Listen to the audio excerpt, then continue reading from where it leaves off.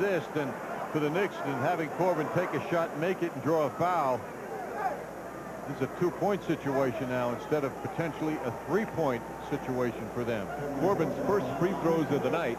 He's just under 79% for the season. An excellent free throw shooter. And how about that? Another big miss at the line for the Hawks. Leitner missed one earlier. Well, this game is in the Knicks' hands. Ronnie Wilkins' team stormed back. Down 13 in the fourth. They stormed back without Dikembe Mutombo. Well, he must be fatigued. He hasn't played in a long time.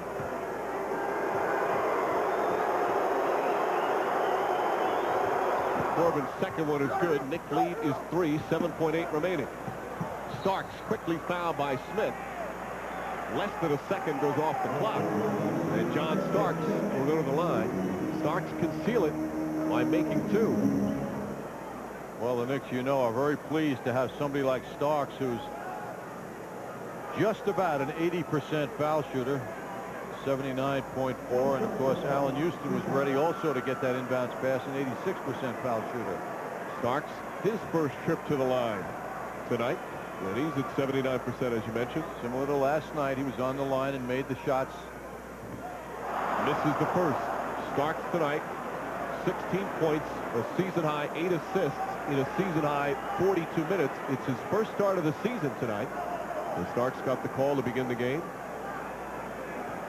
Smith and Houston enjoying each other's company. Starks, one of his best games in a while, has played a terrific all-around game.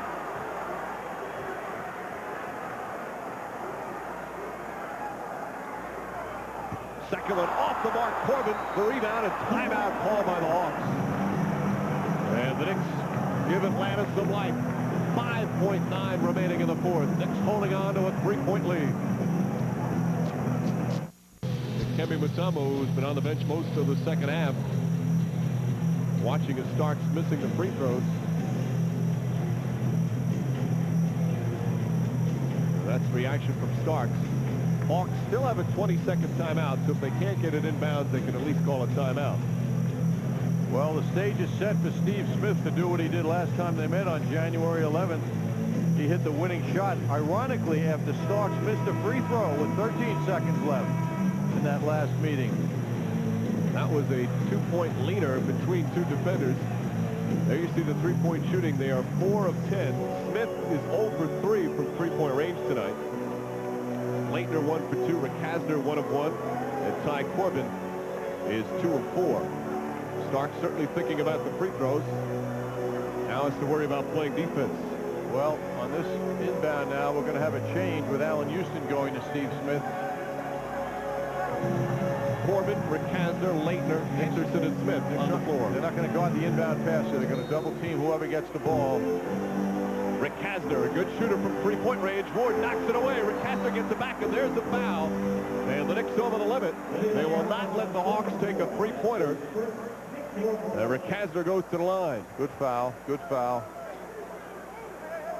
So with 2.3 remaining, you would think Rick Hasner is going to try and hit the first and then try to miss the second. So that obviously the strategy by the Knicks to foul to make sure that a 3-point attempt will not happen. So the Knicks choose the route of much longer odds against the Hawks than risking them making a 3. Rick Hasner is now 53 of 54 on the season, 98%. Hits the first. I think he would have trouble missing. As Terry Cummings comes in, Starks will sit down. Rick Hasner and Smith obviously chatting. It's a rebounding call by Jeff Van Gundy. Got more size. More size on the court now, and Lenny Wilkins has a couple of moments now to talk to his team about the strategy and whether or not to miss right away. Of course, Smith won the game for the Hawks last time these two played at the Garden. It was January 13th, game tied at this point. Bills and Starks all over him. Smith eludes him, puts it in with 2.6 remaining. Knicks came down, and John Starks unable to get it to go down. Well, heartbreaking loss. Knicks have had a number of those this year. And Smith Smith enjoyed it after his 35-point night. Well, Smith felt big that night because the first time they met in November in Atlanta, the Knicks broke the red-hot Atlanta Hawks 11-game winning streak. He didn't play in that game, so he was real happy about his presence the last time they met in January, how much it meant. Now, if Kazner hits the shot, the Hawks would go for a steal and try and foul, but I doubt that's their strategy. I would think he'd have to go for the miss here. There's just not enough time, and they're out of timeouts. Tumbo makes his return, as does Henderson. Kazner has said he doesn't know what it's like to miss. Oakley, Cummings, and Johnson along the lane, along with Smith and Mutombo. Well, Mutombo's going to go hard for this offensive rebound. Kazner banks it in. He tried to miss it, and he banked it in. As you said, he couldn't miss. Knicks inbound. Houston quickly fouled with 1.6 remaining, and the Knicks holding on to a 1-point lead. He's just too good a free throw shooter. There's no question by the way he released it, he was trying to miss. Most unusual. Here's a guy trying to miss, and he couldn't do it. They reset it now to 1.8. Hawks are out of timeouts. Houston, even if he hits both free throws, it only makes it a 3-point lead. And the Hawks, certainly if they throw in a desperation heave at the buzzer, could tie it. No timeouts left for Atlanta, so they can't call it and get a ball at half court. Big free throws, though, here from Allen Houston. He's 5 for 5 from the line, and he's got a Knick-high 21 points. Coaching staff and the Hawks signaling get down court to Kembe on defense. Don't go too deep, though, Kembe, because it's going to be a little further out. A third straight miss from the line for the Knicks. 2 by Starks, 1 by Houston. The Hawks still alive. The best 2 foul shooters. And now Jeff Van Gundy will call timeout with 1.8 remaining. One more free throw coming up. Van Gundy and Don Chaney and Tom Thibodeau discussing their options. So still 1 timeout left for the Knicks. Hawks out of timeouts. And Houston with 1 free throw coming up. It is for Kazner just before. This is the second attempt. It really looks like he's appearing to do that. Knicks were in the same situation. Starks trying to miss this against Atlanta as well. The ball was deflected out, worked to perfection, and Allen Houston drilled the 3.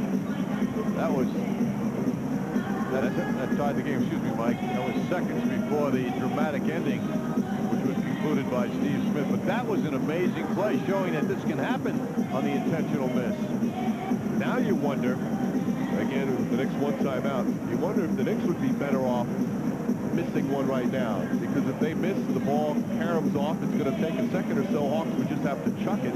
Whereas if Allen Houston hits the free throw, and it's only a 2-point game, the Hawks can then set themselves along the baseline and get a good solid pass somewhere down the court where it'd be, instead of a full-length shot, it'd be half-court or even a quarter-court shot. I think you're right. I think you're right, but I'll be surprised if the Knicks do that. That's for Kazner after he made the one that we think he tried to miss. It'll be interesting to see which strategy Jeff Van Gundy decides to take, because again, if the ball caroms off, it's going to take a while first to get it, and then you'll have to immediately throw it down. You don't have time to set up for an inbounds pass after a make. I think it's so unlikely that they could make a shot with that amount of time left. I think they'll go for the points, but even if they did make the shot, it would still be a 3 and they'd still lose the game. So it's a good point. Allen Houston to the line, 1 more. 1.8 remaining. Knicks holding on to a 1-point lead.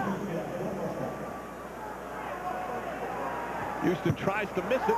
Henderson gets it. He's going to have to heave it up. It won't count. Even if it went in, he did not get it off in time, and the Knicks obviously looked to miss it. That was the strategy. Yes, obviously good strategy, too, because there just wasn't enough time to get a shot. And the Knicks hold on for a very important victory as they beat the Atlanta Hawks 109 to 108. Knicks showing some character tonight. They played well for 3 quarters. We're up by 13 after 3. The Hawks, though, stormed back and tied the game But the Knicks showing their resiliency, bounced right back, hitting some big shots. And the Knicks hold on for the win. 6 players in double figures. They